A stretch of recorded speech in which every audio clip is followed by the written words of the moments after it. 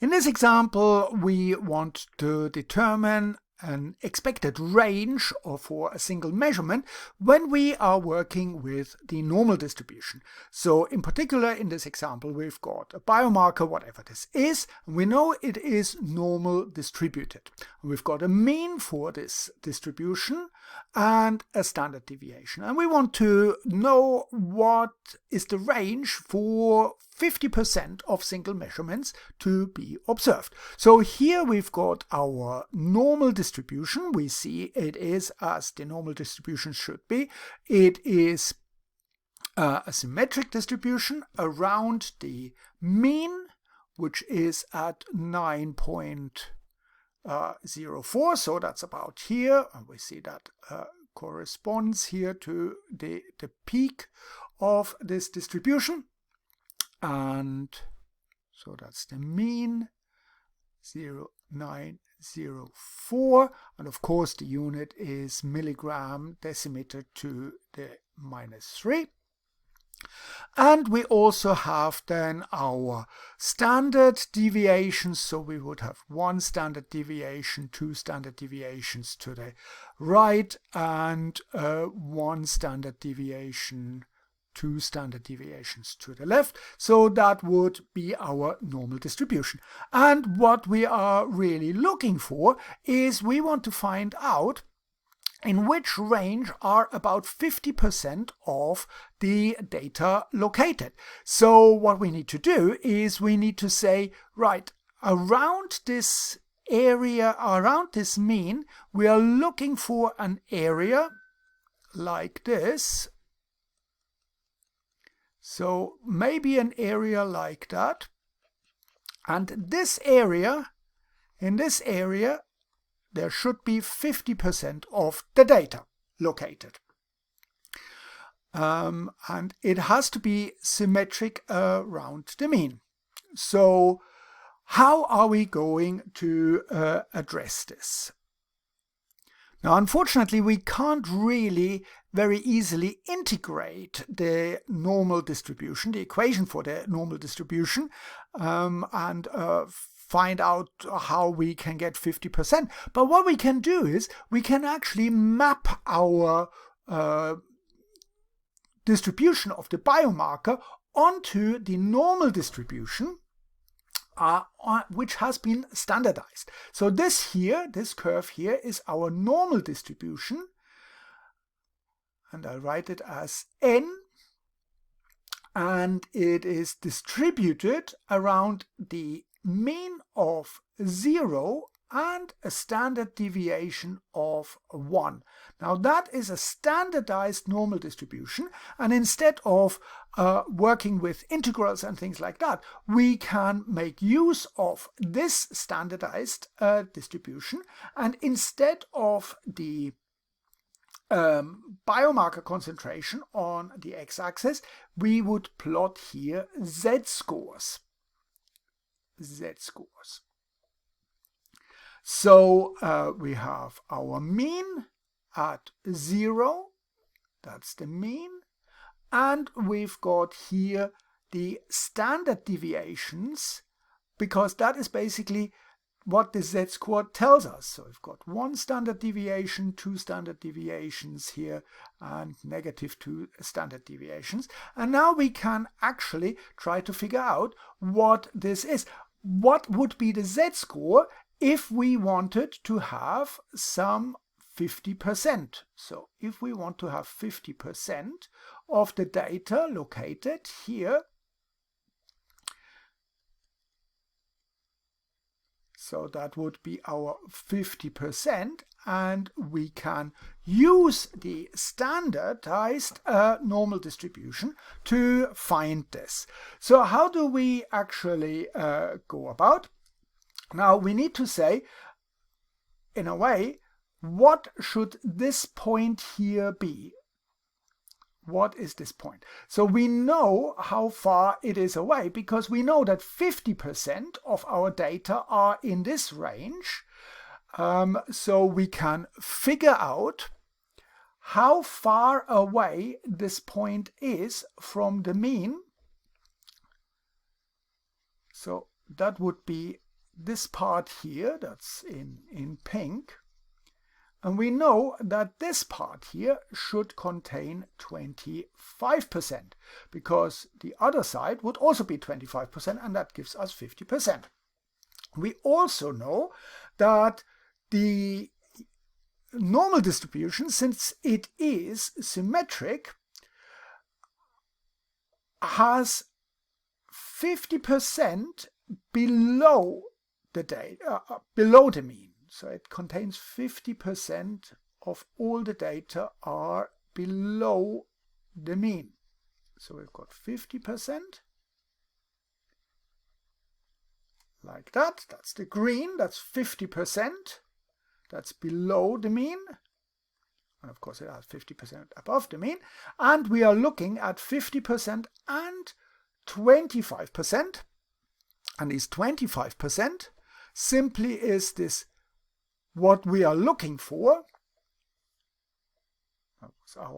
What we're looking for, the 50% divided by 2, because it is symmetric. So if we were looking for, say, 80% or something like that, we would just simply say, okay, we are looking for 80%, so that would be 80 divided by 2, that would be 40%, plus the 50% that we have here, and that gives us then, in this case, a different number. So what we are looking for is 50%, that's the green part, plus 25%.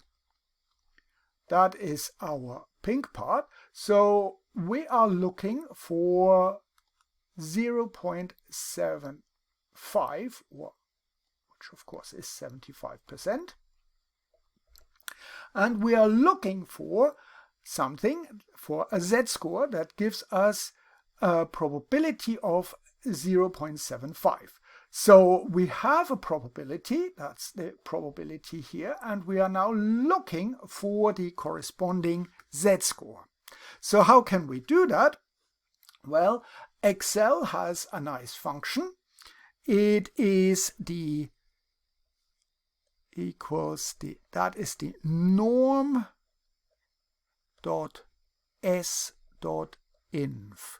It uses the normal distribution, it is standardized, and it does exactly the opposite of a normal distribution. A normal distribution starts from a z-score and gives you the probability, but here we are doing the exact opposite. We have a probability and we want to calculate a z-score. So let's put that in. So equals, probably make this a little bit bigger. So equals norm.s.inf,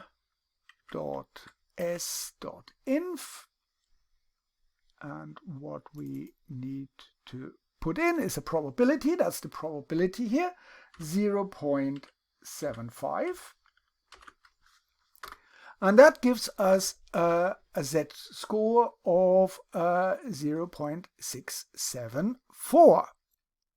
We can now write for what we've got here, that in the range between mu equals mu plus minus the z-score